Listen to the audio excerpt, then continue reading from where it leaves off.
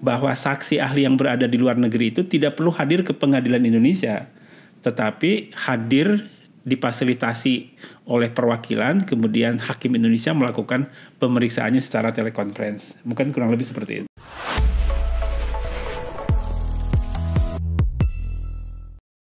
Assalamualaikum warahmatullahi wabarakatuh. Waalaikumsalam warahmatullahi wabarakatuh. Jumpa kembali dengan channel Mari ke Monas. Mari wujudkan kepaniteraan Mahkamah Agung yang modern dan berintegritas. Pada segmen Palu Peradilan episode keempat ini, kita akan membincang sesuatu yang baru. Teramat baru malah, yaitu terkait pemeriksaan saksi dan atau ahli di luar negeri secara elektronik. Perlu kami informasikan bahwa pada Oktober kemarin 2024 ini, Panitera Mahkamah Agung bersama Dirjen Protokol dan Konsuler Kementerian Luar Negeri telah menandatangani sebuah perjanjian kerjasama terkait pemeriksaan saksi dan atau ahli pada kantor perwakilan RI di luar negeri. Dan pada kesempatan kali ini kita telah menghadirkan narasumber yang terlibat langsung dalam penyusunan naskah perjanjian kerjasama tersebut, yaitu Bapak Asep Nursobah. Selamat pagi Pak Asep. Selamat pagi Pak Anam. Sehat Pak? Alhamdulillah sehat. Alhamdulillah. Ini tentu kabar yang menggembirakan Pak ya, regulasi baru tentang pemeriksaan saksi dan atau ahli ini. Kalau boleh tahu nih Pak, gimana sih kesejarahannya atau ceritanya hingga Mahkamah Agung punya perjanjian kerjasama dengan Kementerian Luar Negeri terkait pemeriksaan saksi yang ada di luar negeri ini Pak? Perjanjian kerjasama antara Mahkamah Agung dan Kementerian Luar Negeri tentang pemeriksaan saksi dan ahli di kantor perwakilan secara elektronik ini erat kaitannya dengan penerapan persidangan secara elektronik ya, yang diawali pada tahun 2019, kemudian diperbaharui regulasinya di tahun 2022 dengan Perma nomor 7. Dalam Perma nomor 7 disebutkan bahwa persidangan dengan agenda pemeriksaan saksi itu dapat dilakukan secara jarak jauh melalui media telekonferensi. Kemudian dalam petunjuk teknisnya di SKKMA 363 2022 dijelaskan bahwa persidangan pemeriksaan saksi jarak jauh juga dimungkinkan untuk saksi yang berada di luar negeri. Nah, untuk saksi yang berada di luar negeri tersebut, maka pemeriksaannya itu dilakukan pada kantor perwakilan.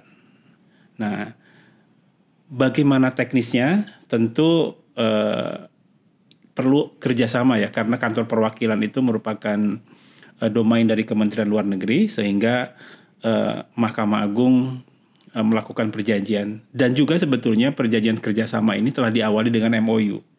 Nah, dalam MOU tersebut sudah ada payung hukumnya bahwa kantor perwakilan dapat melakukan fasilitasi pemeriksaan saksi ahli yang berada di luar negeri. Mungkin kurang lebih seperti itu Pak Anam latar belakangnya. Ini artinya berarti perjanjian kerjasama ini bukan norma baru Pak ya? Benar sekali. Jadi perjanjian kerjasama itu tidak menciptakan norma, karena norma yang membolehkan Pengadilan Indonesia melakukan pemeriksaan saksi ahli pada kantor perwakilan sudah ada di Perma nomor 1 2019 yang kemudian diperbaharui dengan Perma nomor 7 tahun 2022 dan juknisnya SKKMA 363. Baik, berarti ini hanya merupakan petunjuk pelaksanaan ya, dari norma-norma yang bagaimana sudah diatur oleh betul Mahkamah seperti Agung, itu. begitu. Betul. Oke, sebelum membahas lebih jauh nih Pak, kita pengen tahu sih batas makna atau definisi pemeriksaan saksi di luar negeri di kantor perwakilan seperti apa sih Pak batas maknanya? Ya, jadi konsepnya adalah pemeriksaan saksi atau ahli di luar negeri adalah ketika saksi yang dihadirkan oleh para pihak itu berada di luar negeri, sebetulnya kan mekanismenya itu kan ada dua ya. Yang pertama, Pengadilan Indonesia itu kan bisa memanggil saksi kan, saksi ke hadir di Pengadilan Indonesia ya. Nah, tetapi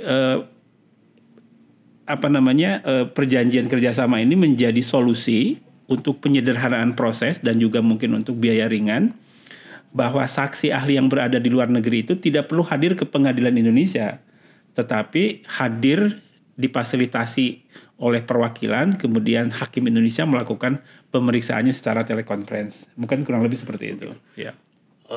Kita cerita yang dulunya nih. Berarti kalau PKS ini belum ada dahulu, kalau semisal pengadilan di Indonesia, PN Bantul misalnya, mau meriksa saksi atau ahli di Washington DC misalnya, caranya gimana kalau dulu sebelum ada perjanjian kerjasama ini?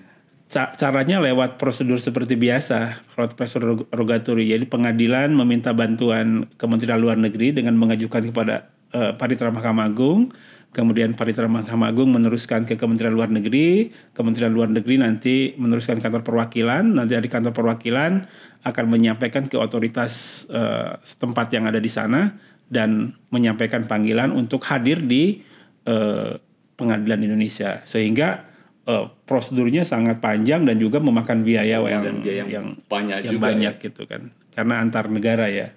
Iya. Berarti ini cukup membantu pengadilan ya untuk meringkas waktu dan juga menghemat biayanya. Benar sekali. Nah, sekarang kita bicara alurnya nih Pak. Ini alurnya ketika pengadilan di Indonesia pengen memohonkan bantuan kepada perwakilan di luar negeri untuk memeriksa saksi semisalnya di sana secara elektronik, alur yang harus ditempuh pengadilan gimana ini Pak? Ya, tentu karena yang pemilik kantor perwakilan ini adalah Kementerian Luar Negeri ya, maka Pengadilan Indonesia mengajukan permohonan ke Kementerian Luar Negeri melalui Panitera Mahkamah Agung untuk menyampaikan maksudnya ya. Maksudnya memeriksa dengan menyampaikan beberapa informasi seperti siapa yang akan diperiksanya, apakah warga negara Indonesia atau warga negara asing, kemudian kapan waktunya.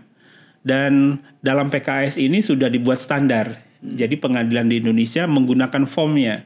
Ada form template-nya. Form khususnya disediakan. Ada template khusus surat tersebut yang disampaikan melalui Kepaniteraan Mahkamah Agung. Lalu nanti dari Kepaniteraan Mahkamah Agung meneruskan ke Kementerian Luar Negeri. Nanti Kementerian Luar Negeri akan ngecek ketentuan negara setempat memungkinkan nggak dengan pemeriksaan saksi di kantor perwakilan. Artinya tidak otomatis semua negara pasti mengizinkan prosedur ini ya? Betul, tidak semua. Jadi ada klausul bahwa pemeriksaan saksi atau ahli untuk kepentingan pemeriksaan di Pengadilan Indonesia itu tidak otomatis semua bisa, tetapi nanti sesuai dengan ketentuan negara setempat.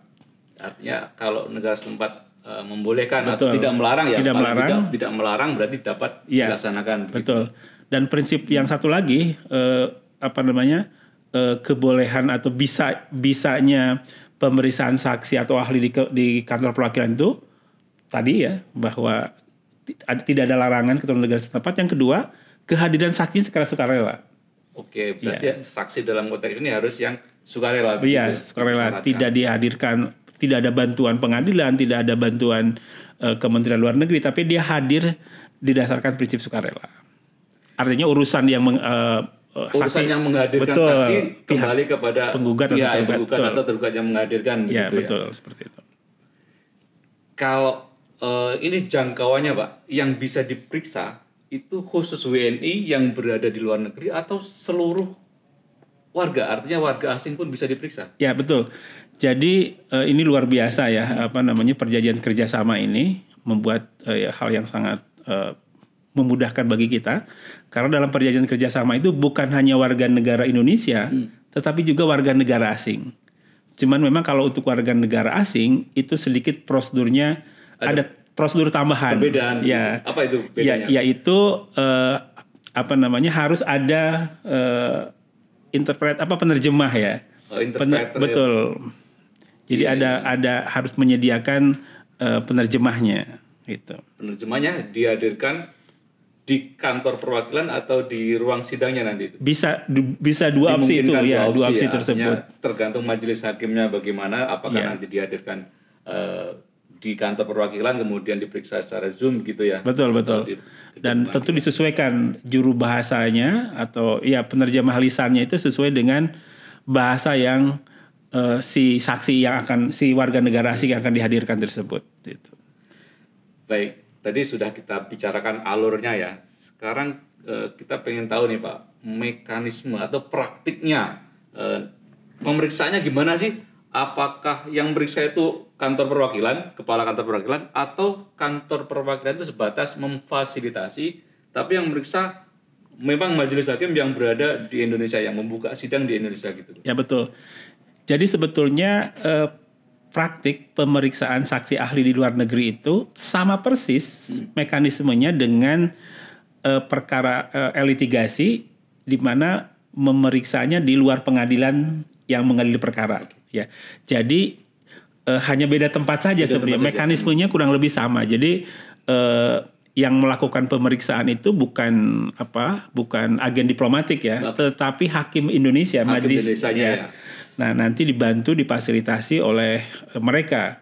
Nanti ada yang berperan sebagai juru sumpah, kemudian ada sebagai pengawas, betul. Jadi kurang lebih sama.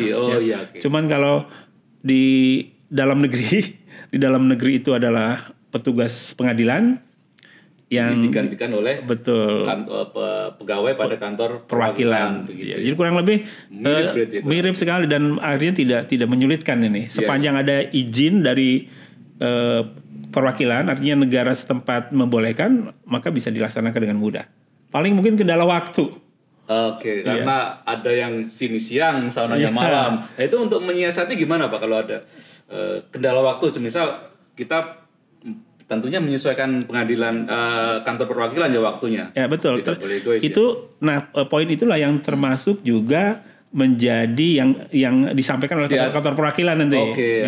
Jadi pertama pengadilan Indonesia mengusulkan waktu dan waktu, tanggal pelaksanaan dan waktunya. Nanti kantor perwakilannya yang akan mengkomunikasikan. Apakah ini udah pas, cocok? Iya, betul. Mungkin kalau selisih sana sore, sini siang masih oke lah ya. Tapi betul. Kalau sana mungkin tidak jam kerja, udah jam 12 malam, tentu akan dikomunikasikan. Betul, lebih seperti lanjut, itu. Gitu ya. Ya. Oke, berarti fleksibel sekali. Sangat ya soal fleksibel, waktu ini. Betul.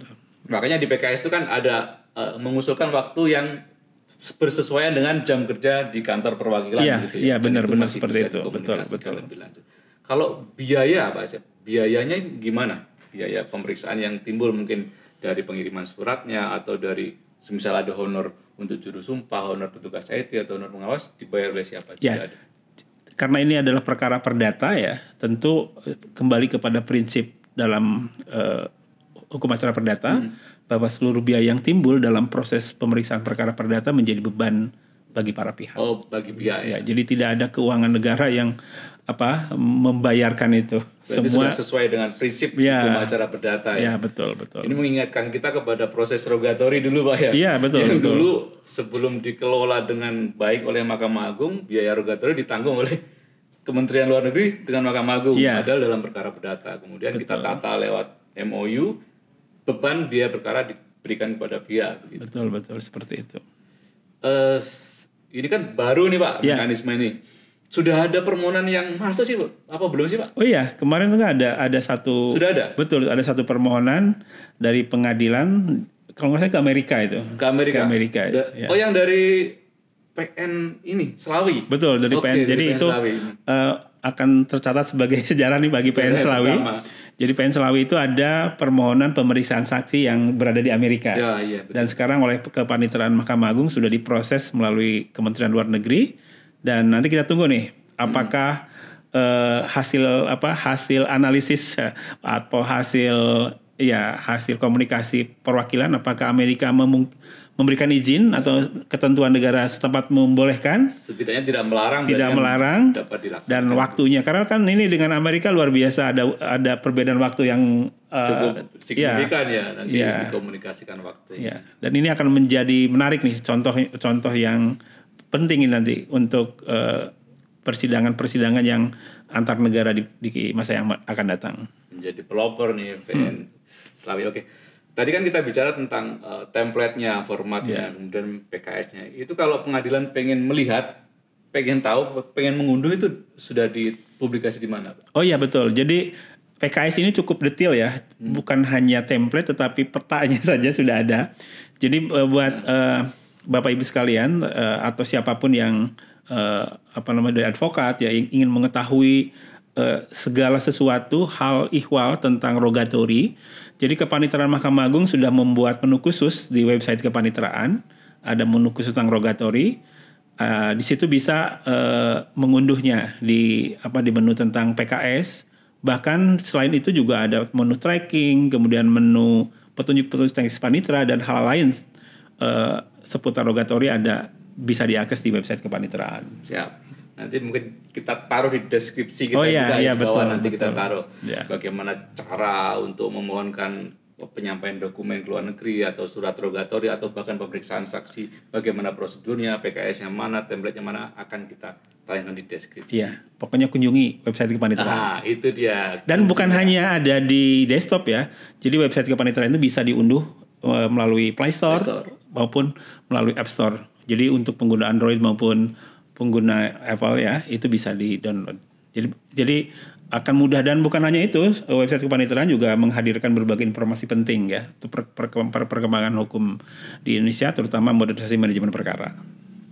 Baik, itulah pemirsa, dari obrolan kita dapat kita tarik sebuah benang merah bahwa peradilan kita itu semakin lama semakin modern, Mbak ya. Iya, betul. Jadi ekosistem peradilan elektronik itu sudah bagus lah, udah keren lah. Sebelum kita tutup, barangkali Pak Asep ada closing statement yang akan disampaikan. Ya, jadi Mahkamah Agung ya akan selalu melakukan, kalau tagline apa itu kalau tidak salah, inovasi tiada henti. Salah satu perusahaan otomotif memiliki tagline layanan Mahkamah Agung akan melakukan inovasi tiada henti untuk modernisasi manajemen perkara. Terima kasih Pak Asep, keren. Pemirsa, mudah-mudahan obrolan ringan kita tadi dapat menambah cakrawala pengetahuan kita dan mampu membantu pengadilan dalam menyelenggarakan tugas peradilan sehari-harinya.